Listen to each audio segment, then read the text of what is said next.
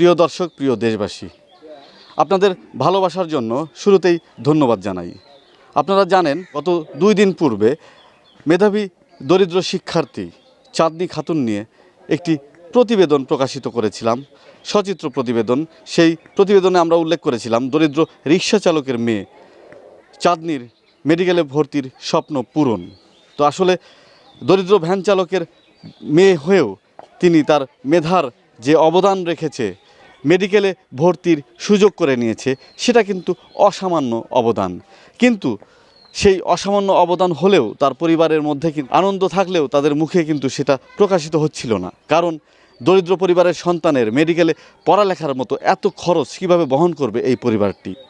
আমরা প্রত্যাশা নিউজ সহ দেশের বিভিন্ন মিডিয়াতে আমরা এই বিষয় নিয়ে সচিত্র প্রতিবেদন প্রকাশ করার পরে বাংলাদেশের সুনামধন্য সামাজিক সংগঠন পারি ফাউন্ডেশনের পক্ষ থেকে আমাদের সাথে যোগাযোগ করা হয় এবং চাঁদনী খাতুনের সাথে যোগাযোগ করা হয়।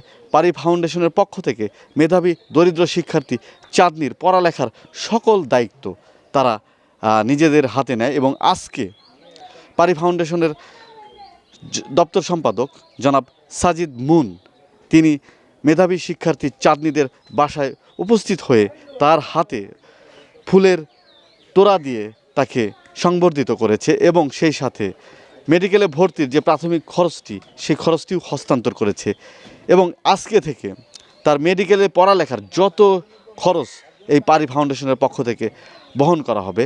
আমরা শুরুতেই পারি ফাউন্ডেশনের যিনি দপ্তর সম্পাদক সাজিদ মুনের অনুভূতি জানার চেষ্টা করব।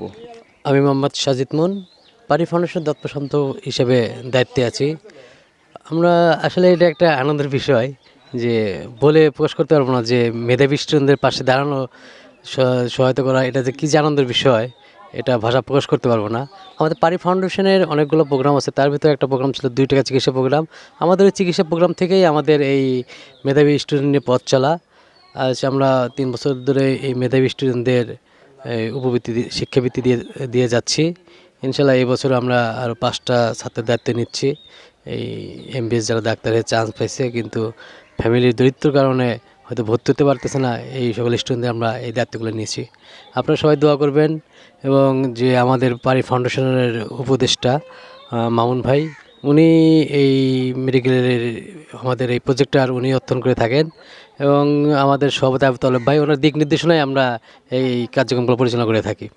সর্বোপরি আপনাদের সহযোগিতা এবং ভালোবাসা ছিল, আপনাদের শেয়ার এবং আপনারা সহযোগিতা করেছেন বলেই পারি ফাউন্ডেশন সহ সমাজের সর্বস্তরের মানুষ এই দরিদ্র মেধাবী শিক্ষার্থী চাঁদনীর সহযোগিতায় এগিয়ে আসার উৎসাহ দেখিয়েছিলেন। আমি এখন এই পর্যায়ে কথা বলবো এই দরিদ্র মেধাবী শিক্ষার্থী চাঁদনীর সাথে আমি কথা বলবো, তার অনুভূতি আমি জানার চেষ্টা করব। মেডিকেলে চান্স পাওয়ার পরও যে অনিশ্চয়তা ছিল, আমার পরিবারের মুখে চিন্তার ছাপ ছিল, তার অনেকাংশই কেটে গেল পারি ফাউন্ডেশনের পক্ষ থেকে আমাকে বৃত্তিটা প্রদান করার জন্য। আমি কৃতজ্ঞতা প্রকাশ করছি পারি ফাউন্ডেশনের প্রতি, যারা আমার দায়িত্বটি নিজ হস্তে নিয়েছে এবং আমাকে সাহায্য করার উৎসাহ দেখিয়েছে।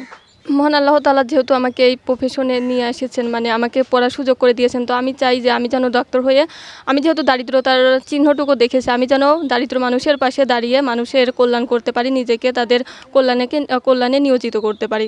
আমি যাতে আমার এই গ্রামবাসীর কোনো মানুষ যেন মানে চিকিৎসার অভাবে হাতড়িয়ে না বেড়ায়, আমি তাদের সর্বোচ্চটা দেওয়ার চেষ্টা করব ইনশাল্লাহ। এভাবেই হাসি ফুটুক সমাজের সকল দরিদ্র মেধাবী শিক্ষার্থীর। পারি ফাউন্ডেশনের মতো সকল সংগঠন এবং সমাজের ধনী শ্রেণীর মানুষ এই সকল দরিদ্র মেধাবী শিক্ষার্থীদের সহযোগিতায় এগিয়ে আসুক, তাহলেই তো আমাদের স্বপ্নের সোনার বাংলা তৈরি হবে। রাজীব আহমেদ রাসেল, প্রত্যাশা নিউজ, শাহজাদপুর, সিরাজগঞ্জ।